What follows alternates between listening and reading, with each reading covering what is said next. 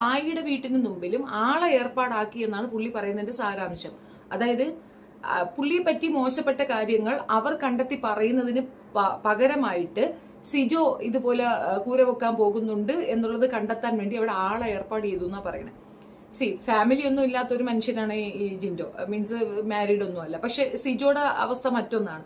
ഇനിയിപ്പോ അവർ തല്ലുകൊള്ളിയാണെന്ന് തന്നെ ഇരിക്കട്ടെ, എന്ത് തന്നെയാണെന്ന് പറഞ്ഞാലും ഈ ഒരു കാര്യം അയാൾ ചെയ്യുന്നുണ്ടെങ്കിൽ പോലും അതിങ്ങനെ പബ്ലിക് ഇതിൽ വന്ന് പറയരുതെന്നുള്ളൊരു കോമൺ സെൻസ് ഈ അന്തൗത്തിക്ക് ഇല്ല.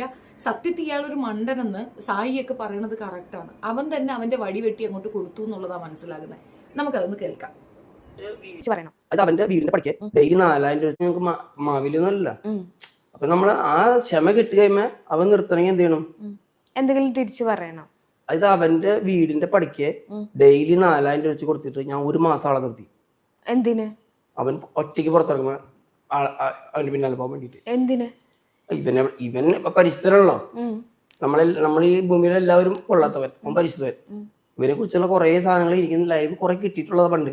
അത് ഭയങ്കര ചീപ്പായിട്ടുള്ള പ്രവൃത്തിയല്ലേ ആണ് ഇവൻ ചെയ്തെന്താ? ഇവൻ ചെയ്യണം. ഇവന്റെ കാര്യം നമ്മൾ അറിയണ്ടേ? അപ്പൊ അത് കഴിഞ്ഞിട്ട് എന്നെ കുറിച്ച് മോശമുള്ള കാര്യം ഇങ്ങനെ പറഞ്ഞിട്ട് ഞാൻ എത്ര റോങ് ആയിട്ടുള്ള ഒരു സ്റ്റേറ്റ്മെന്റ് ആണ് പുള്ളി പറഞ്ഞതെന്ന് നോക്കൂ.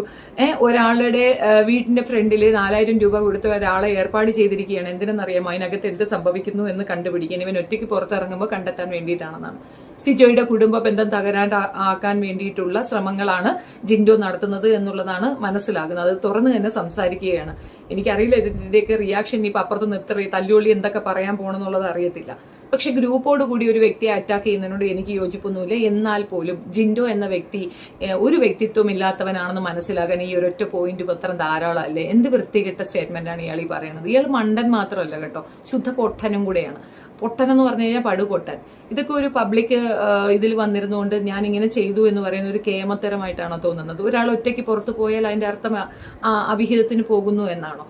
സിജോയ്ക്ക് അങ്ങനെ ഒരു ഫോം ഉണ്ടോ എന്ന് എനിക്കറിയത്തില്ല.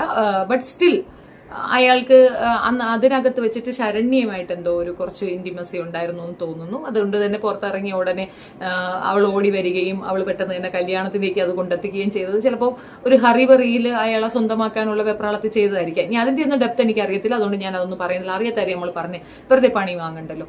സായി പറഞ്ഞ ആ ഒരു പോർഷൻ എനിക്ക് ഏകദേശം ഇപ്പൊ റിലേറ്റ് ചെയ്യാൻ പറ്റുന്നുണ്ടെന്ന് തോന്നുന്നു കേട്ടോ. ഈ ജിൻഡോ ഇമാതിരി ഒരു വ്യക്തിയാണ് എന്നുള്ളത് അന്ന് തന്നെ തോന്നിയിരുന്നു. ഈ പെൺകുട്ടികളെ ചുമ്മാ പ്രൊവോക്ക് ചെയ്യുക, ചുമ്മാ പുറകെ നടക്കുക, ജാസ്മിന് വേണ്ടിയിട്ട് ജാസ്മിന്റെ പുറകെ സ്ഥിരമായിട്ട് നടന്നത് ജിൻഡോ തന്നെയായിരുന്നു. പക്ഷെ ധൈര്യസമേതം ചില കാര്യങ്ങൾ പുറത്തു പറയാൻ അന്നും അയാൾ ശ്രദ്ധിച്ചിരുന്നു.